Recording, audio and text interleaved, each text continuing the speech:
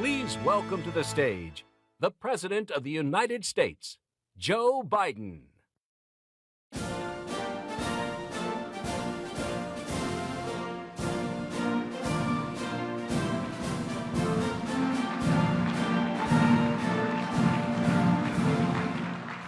Good morning. Please have a seat. Welcome to San Francisco.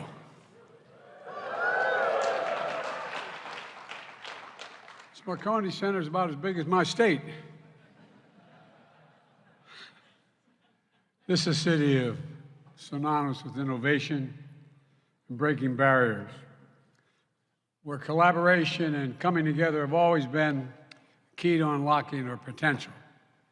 It's a city that has been shaped by centuries of deep ties to the Asian Pacific region by contributions of people of Asian and Pacific Island heritage.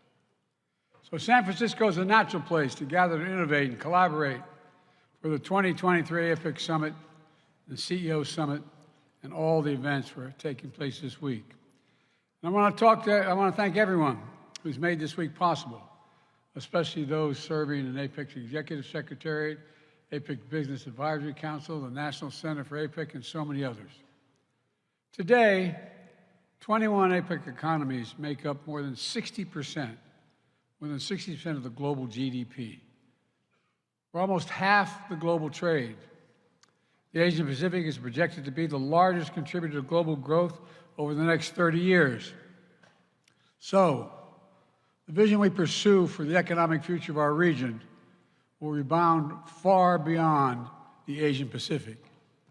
The choices we make are going to matter, it's not hyperbole to suggest, for the entire world. It's up to us to harness the dynamism of our economies and tap the entrepreneurial spirit of our people and unleash the potential, the unlimited potential of our partnerships in order to realize a future that will benefit people not only in the Asian Pacific region, but the whole world. And I mean that sincerely. People everywhere. A future where prosperity is shared and is inclusive, where workers are empowered and their rights are respected. Our economies are sustainable and resilient, and the bridges that connect our people open a golden gate of opportunity to create lives of hope. Just lives of hope. Most people are just hope. You know, it's been my approach here in the United States from the moment my administration took office. We're building an economy from the middle out and the bottom up. Trickle-down economy worked okay sometimes, but not a whole lot trickled down on my dad's kitchen table. But when the middle class does well, the poor have a chance and the wealthy still do very well. Because what happens, the poor have a ladder up, the middle class and the wealthy still do well. Folks, we're already seeing the results. The last quarter, the American economy grew 4.9%, the highest growth rate in 2 years. More people in the United States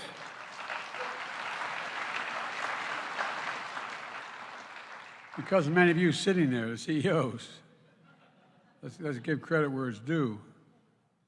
More people in the United States are in the workforce today than any time in American history. Our unemployment has been under 4% for 21 straight months. Inflation has come down by 65%, more to do. We now have the lowest inflation rate of any advanced economy in the world. Meanwhile, median household wealth has grown by 37% in real terms since before the pandemic. I acknowledge there's a disconnect between the numbers and how people feel about their place in the world right now. We can deal with the second part as well. We still have work to do, but our model for growing is delivering real results for all Americans.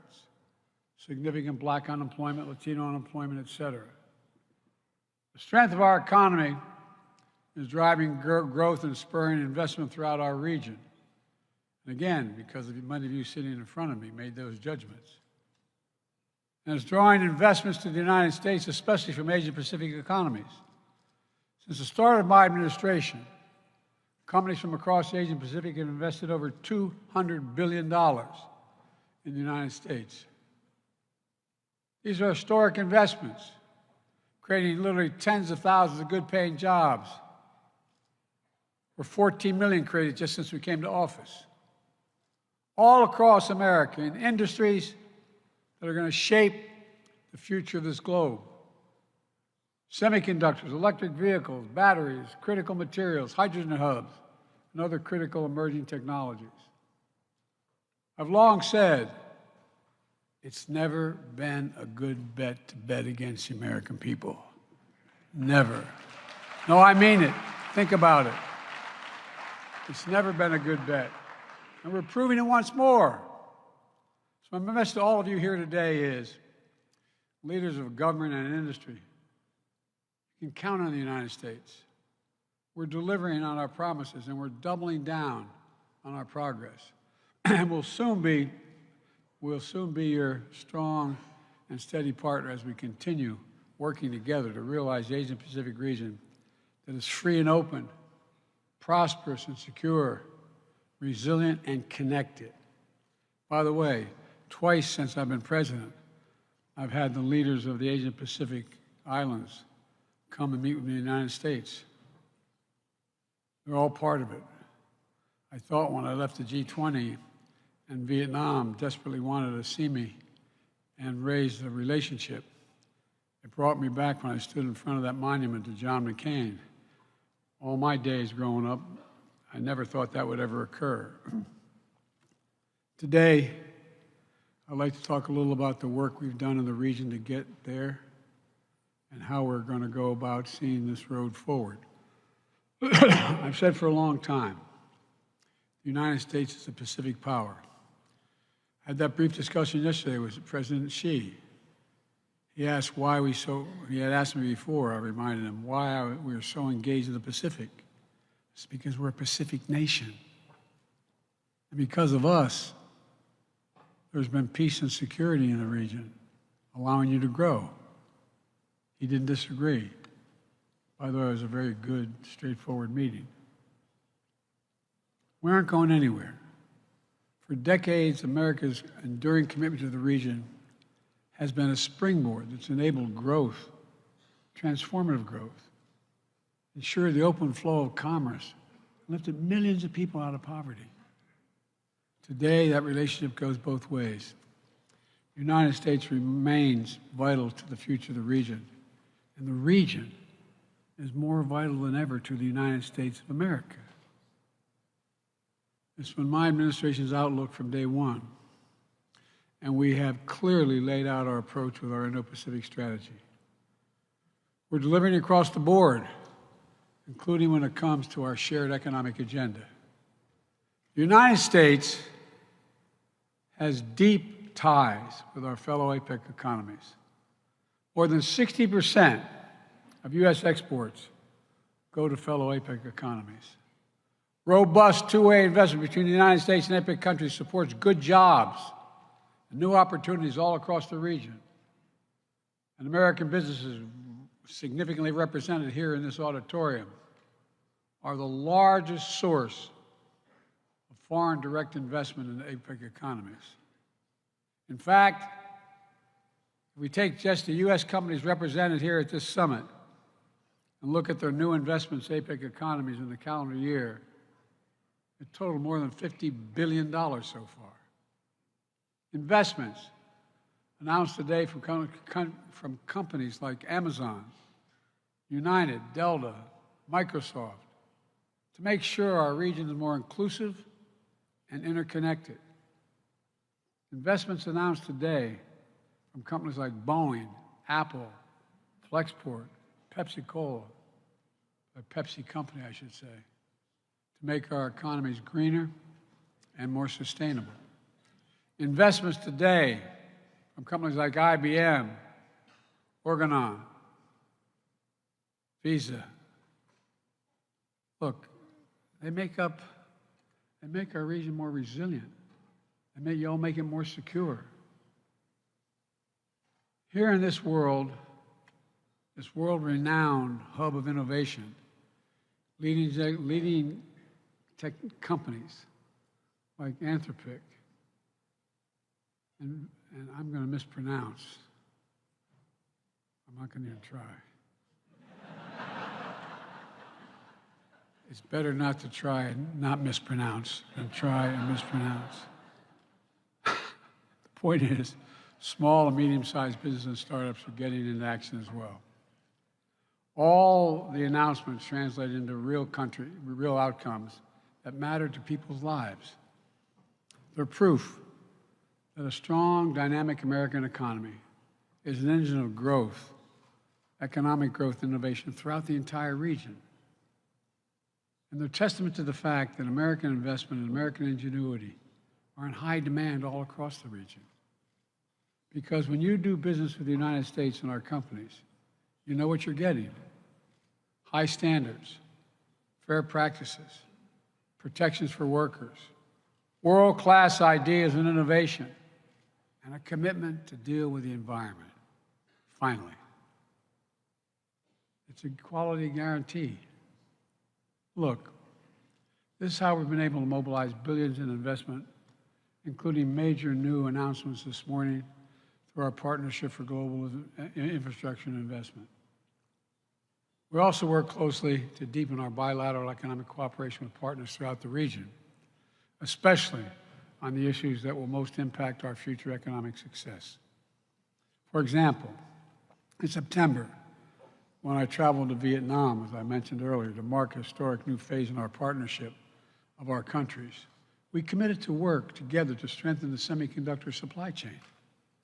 With India, Japan, Republic of Korea, and Singapore, we've launched new initiatives to shape the technologies and standards that will transform the future. We've deepened economic partnership with the Philippines, Indonesia, Australia, and others. We've renewed and elevated our engagement with critical regional bodies, including the ASEAN and Pacific Islands Forum. And when we offered to host APEC 2 years ago, we committed to modernizing this institution to make it easier for us to work together as we take on the challenges of a new era, and there are many challenges. We're going to see more changes in the next 10 years than we've seen in the last 50 years. That brings me back to the summit, where we go from here. The world is fundamentally different than it was 30 years ago at the first annual APEC leaders meeting at Blake Island in Washington State. The questions we must answer today are not about how much we trade, but about how we build resilience, lift up working people, reduce carbon emissions, and set up our economies to succeed over the long run. How to deliver growth from the bottom up and the middle out, so no one gets left behind. And the idea behind this new Indo-Pacific Economic Framework, a partnership among 14 diverse and dynamic nations, all committed to tackling urgent issues like pandemic response, vulnerable supply chains, climate change, natural disasters, which we've learned can gravely impact our economies. We've announced the framework in May of 2022. And later today, we're launching an important new tool to promote sustainable economic growth and create a race to the top, not the bottom. There are tangible commitments negotiated in record time that are going to deliver meaningful outcomes to make supply chains more resilient, facilitate clean energy transition, and fight corruption. For example, our new supply chain agreement will allow us to better monitor for supply chain challenges before they become the kind of full-scale disruptions we saw during the COVID-19 pandemic, and ensure we're better prepared to shift and adapt when disruptions do occur, and they will. I know you all know better than I, our work is not yet done. This framework will be a platform for ongoing economic cooperation, and we will continue working to better facilitate high-standard trade that advances workers' rights with strong enforcement of labor standards. And at every step, we have upheld our commitment to unions. Each of the framework pillars includes strong pro-labor outcomes that will benefit workers of all economies. It's critical to building a stronger, fairer, more resilient economy for families across the Indo-Pacific. This week, my administration has launched our new global labor strategy to ensure that workers' rights are the centerpiece for economic strategy internationally as well as domestically. That's a primary concern to me. Last week in Illinois, I congratulated the UAW on their record contract with the big three U.S. auto companies. The contracts can lead to thousands of new jobs, billions of dollars in planned investment to keep American auto industry strong and competitive. And I urge any company investing in America to enter into partnerships with the most highly skilled, dedicated, and engaged workers anywhere in the world, American labor. And folks, I asked the Treasury Department to do a study. When labor does well, what does that do to people, all other non-labor folks around the country? Everyone benefits. And by the way, the reason many of you use labor is because they're the best workers in the world. Union. It's not like you show up one day and say, I want to be an electrician. You show up one day and you say, you got 5 years to practice. And then you get a card. I'm also intent on responsibly managing the competition between the United States and the People's Republic of China. That's what we talked a little bit about yesterday, President Xi and I. That's what the world expects of us. And I promise you that's what we're doing. I met with Xi yesterday, leader to leader, to make sure there's no miscommunication between us. As always, I've met with him more than any other world leader because when I was vice president, it was concluded that I should get to know him. It wasn't inappropriate for the President of the United States to be meeting with the Vice President. We've had, prior to this, 68 hours of private meetings, just he and I, each with a simultaneous interpreter. Our discussions have always been candid and constructive. I again emphasize to President Xi that the United States does not seek conflict. And yesterday, we announced resumption of military-to-military communication channels to reduce the risk of accidental miscalculation. And it exists.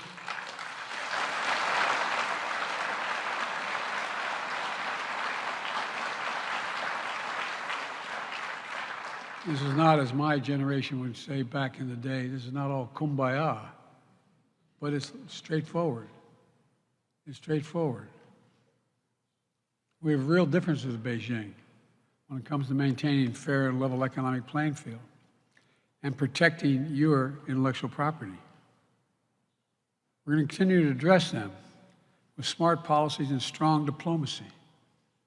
We've also taken targeted action to protect our vital national security interest. Let me be clear. We are de-risking and diversifying our economic relationship with the PRC, not decoupling. Not decoupling. We'll be firm, standing up for our values and our interests.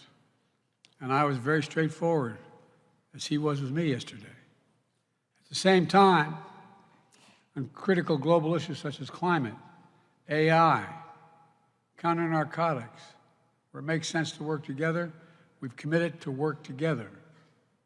We're going to continue our commitment to diplomacy, to avoid surprises, and prevent misunderstandings. A stable relationship between the world's two largest economies is not merely good for the two economies, but for the world. A stable relationship. It's good for everyone.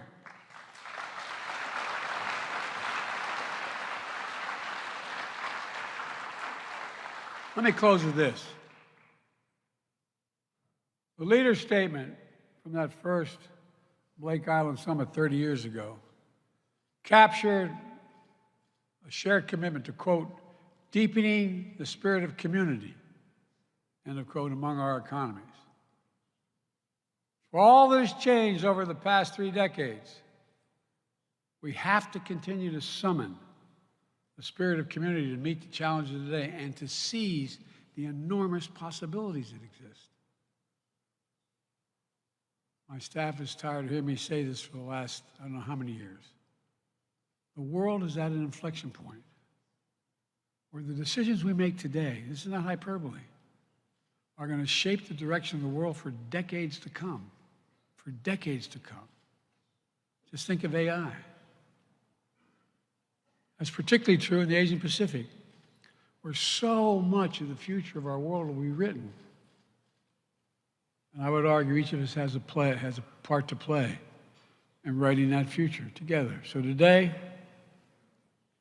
I challenge all of us to measure our successes not based on the bottom line of our balance sheets, but with the lives we lift up through investments, the potential we unleash with our innovation, and the ability to continue to talk with one another. Let's build a global economy where everyone has a chance to succeed and workers have a fair shot, a fair share of the value they create. The United States is stepping up because of many of you in this room. We're not talking the talk, we're backing it up with commitments. You're going to see us follow through. So I want to thank you again for joining us in San Francisco. Thank you for your commitment to APEC and the future of the Asia-Pacific region. And thank you for everything you've already done to make this summit a success. We can do more. God bless you all. Thank you.